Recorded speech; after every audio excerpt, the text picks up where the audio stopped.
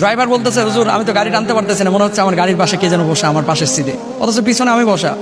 লক্ষ্মীপুর থেকে গাড়িটা বাড়িতে এসে রাখা হয়েছে, রাখার পরে আমার দারোয়ান বলতেছে যে হুজুর রাত্রিবেলায় আমি দেখলাম যে পর্দা দিয়ে গাড়ি ঢাকা। আসলে তো গাড়ির পর্দা দিয়ে ঢাকা হয় নাই, গাড়িতে ছিল খোলা। ঠিকই সিসি ক্যামেরায় দেখলাম যে হ্যাঁ, মানে সাদা দুইটা অস্তিত্ব আপনার আসলো ধোয়ার মতো, আসার পরে গাড়িটাকে কাভারের মতো ডেকে দিল।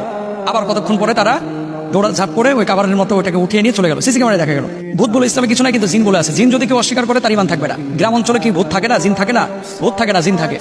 যেখানে চর্বির গন্ধ যত বেশি থাকবে সেখানে জিনের উৎপাত তত বেশি বেড়ে যাবে। একটা বিষয় আপনারা হয়তো অনেকে দেখেছেন যে ভূত আতঙ্কে অনেকে গ্রাম ছাড়ছেন, অনেকে ঘুমোচ্ছেন না, অনেকে পালিয়ে যাচ্ছেন, এবং চারিদিকে শুধু ভূত আর ভূত ভূত। এই বিষয়টা নিয়ে আসলে যদি কিছু বলতেন, দেখেন খুব ইম্পর্টেন্ট একটা বিষয় আপনাদেরকে বলি। ইসলামে ভূত বলে কোনো শব্দ নাই, শব্দ আছে জিন। অল জান্নাহ খলাকনাহু মিন ক্বাবলু মিন নারিস সামুম। জিনকে আল্লাহ সুবহানাহু ওয়া তাআলা তৈরি করেছেন কি থেকে জানেন?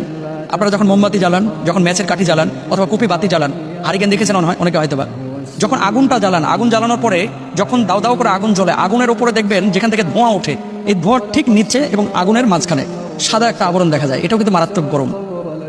সাদা এই অংশ থেকে জিনকে আল্লাহ সুবহানাহু ওয়া তাআলা তৈরি করেছেন। এখন আসেন, ভূত আতঙ্কে গ্রামবাসী পালিয়ে যাচ্ছেন, চলে যাচ্ছেন। ভূত বলে ইসলামে কিছু নাই, কিন্তু জিন বলে আছে। জিন যদি কেউ অস্বীকার করে তার ঈমান থাকবে না। গ্রাম অঞ্চলে কি ভূত থাকে না, জিন থাকে না? ভূত থাকে না, জিন থাকে। গ্রাম অঞ্চলে কি পরী থাকে না? পরী বলে কোনো শব্দ নাই। হয় পুরুষ অথবা নারী, জিন আছে। কেউ পুরুষের বেশ ধারণ করে, কেউ নারীর বেশ ধারণ করে। এবং মানুষের যেমন হিসাব কিতাব কিয়ামতের ময়দানে হবে, জিনদেরও হবে। এখন গ্রামের মধ্যে জিন থাকতে পারে কিনা, জিনের আবাসস্থলটা কি, আপনাকে এটা বুঝতে হবে আগে। আমি অনেকদিন আগে ইউটিউবে হয়তো থাকতে পারে আলোচনা করেছিলাম যে জিনরা আসলে কোথায় থাকে, কি খায়। জিনরা মূলত থাকে উপত্যকায়, জিনরা থাকে হচ্ছে বন জঙ্গলে, জিনরা থাকে হচ্ছে এমন এলাকায়, দেখবেন ওই যে আপনারা গ্রামগঞ্জে আগে বড়শি দিয়ে মাছ ধরতেন, নিচে বড় বড় কিন্তু ঘাস হতো, ওই যে আপনার শোল মাছ, তারপরে ছোট ছোট এরকম মাছ ঘাসের উপর দিয়ে চলতো, আর নিচে বড়শি ফেললে মাছে যে বড়শিটা টুকা মারতেছে এটা দেখা যেত। মানে খুব গভীর পানিও না, আবার খুব কম পানিও না, মাঝামাঝি লেভেলের পানি। এখানে ঘাস আছে এবং এখানে জঙ্গল আছে। এই ধরনের জলাশয়গুলো হচ্ছে জিনের আবাসস্থল, মানে আদর্শ আবাসস্থল। 3 নাম্বার। 2 নাম্বার আরেকটা আবাস, যেখানে চর্বি, যেখানে হাড্ডি জাতীয় খাবার খুব বেশি পড়ে থাকে, এই জায়গাগুলোতে জিনেরা থাকতে পছন্দ করে। আপনাদেরকে একটা কথা বলি, খবরদার, অনেকে গরুর গোশত মুজ ভিজায় খায়, খাওয়ার পরে হাতের চর্বিটা নিয়ে যায় গামছায় মোছে, বউ আবার এই গামছা নিয়ে যায় ঠিক ওই বেডরুমের কোনাতে ওই বিছানার সাথে ঝুলায় রাখে। এটা করবেন না। চর্বির গন্ধ জিনদের কাছে খুবই পছন্দের। এটা আমার কথা না, মুহাদ্দিসিনদের কথা। যেখানে চর্বির গন্ধ যত বেশি থাকবে সেখানে জিনের উৎপাত তত বেশি বেড়ে যাবে। গ্রামগঞ্জে একটা ভুল আপনারা করে থাকেন, এই ভুলটার কারণেও কিন্তু অনেক সময় হয় জিনদের আসর বেশি হয়। অনেকে আপনারা গরুর মুখের হাড্ডি এই যে গাছের সাথে, কাঁঠাল গাছের সাথে ঝুলায় রাখে, দেখছেন হয়তো অনেকে। আল্লাহ রাসূল সাল্লাল্লাহু আলাইহি ওয়াসাল্লাম বলতেছে জিনদের খাবার হচ্ছে হাড্ডি। কি পায়ের নলা ফেলায় দেন না চুষে আপনারা?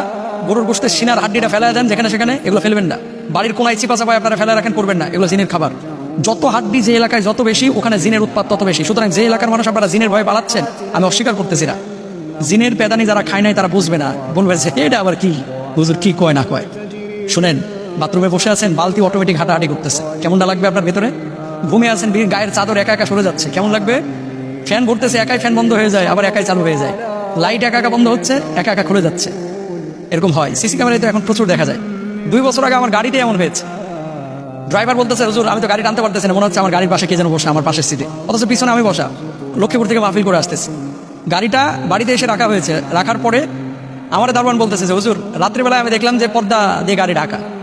আসলে তো গাড়ির পর্দা দিয়ে ঢাকা হয় নাই, গাড়িতে ছিল খোলা।